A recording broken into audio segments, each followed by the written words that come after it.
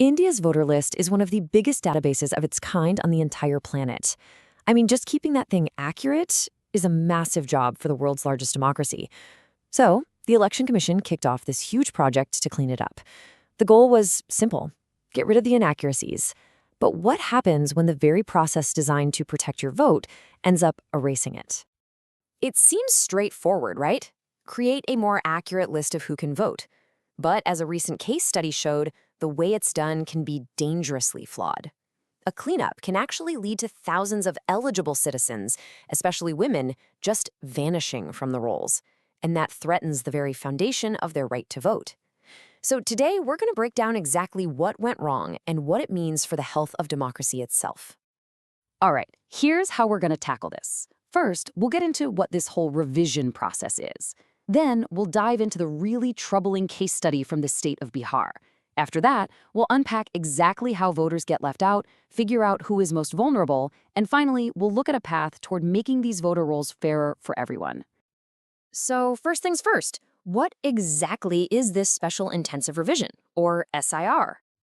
At its core, the SIR is basically data cleanup. The idea is to remove voters who have passed away or moved to another place. And honestly, that's a perfectly good intention. You need a clean list for a fair election. The problem isn't what they're trying to do, it's how they're doing it. And that's where things really start to get messy. And that brings us right to our main case study, the state of Bihar. This is where the process was recently tested, and, well, the results were deeply concerning. Instead of getting a cleaner, more accurate list, the process in Bihar created some really strange numbers. We're talking about glaring statistical anomalies. The numbers didn't just look a little off, they pointed to a major systemic failure. And get this is the most dramatic number to come out of it all. After this cleanup, the gender ratio on Bihar's voter list crashed to just 892 women for every 1,000 men. That single number tells a huge story. So the ratio dropped from an already low 907 all the way down to 892. This is way below the state's actual population ratio. It proves one thing beyond a doubt: women were being kicked off the voter rolls at a much higher rate than men. And this happened even in places where more women vote than men. So the very people the system should be protecting were the ones being left out. So the big question is, how does something like this even happen? Well, it all comes down to some serious procedural flaws that are baked right into the system. It really boils down to a few key problems. First, the timeline was just way too rushed. Second, the responsibility was basically dumped on citizens to prove they should be on the list. Third, they relied on political party agents for verification instead of neutral officials. And finally, the so-called digital solution completely ignores the fact that millions of people don't have easy internet access. The system itself was almost set up for failure. And this quote right here, it just hits the nail on the head. You're asking people from political parties, whose main goal is to win, to do the totally nonpartisan job of making sure everyone can vote? It's a fundamental conflict of interest, and it puts the fairness of the whole thing at risk. Now, these procedural flaws, they don't affect everyone equally. So let's talk about who is most likely to fall through the cracks in a system like this. Yeah, the data from Bihar is crystal clear. Young women, especially those between 18 and 29, were hit the hardest.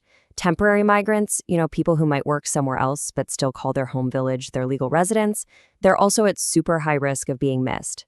And of course, anyone on the wrong side of the digital divide is at an immediate, serious disadvantage. Okay, so knowing all of this, what's the solution? The goal isn't to stop cleaning the voter rolls, because that's important. The goal is to do it right. So let's look at some real, concrete reforms that could actually protect every citizen's right to vote. Honestly, this stuff isn't rocket science. First, we need longer, more realistic timelines. Simple as that. We need mandatory door-to-door verification by trained official officers, not just party agents. Transparency is absolutely key, so you've got to publish lists of who's being removed and, crucially, why. We also need hybrid systems, both physical and digital, so nobody gets left behind. And finally, you need independent monitors and some kind of emergency fix to catch errors before an election. And making these changes is incredibly urgent. Why? Because this isn't just about Bihar anymore. The Election Commission is now rolling out this exact same process in 12 other states and territories. The lessons we learned from Bihar are about to be applied or ignored on a massive national scale. This really puts the responsibility on everyone, on civil society, on the media, and yes, on political parties to be incredibly vigilant. So the final question is really for all of us. As this process spreads across the country, how can that collective vigilance make sure that our drive for an accurate list doesn't end up tearing down the integrity of democracy itself?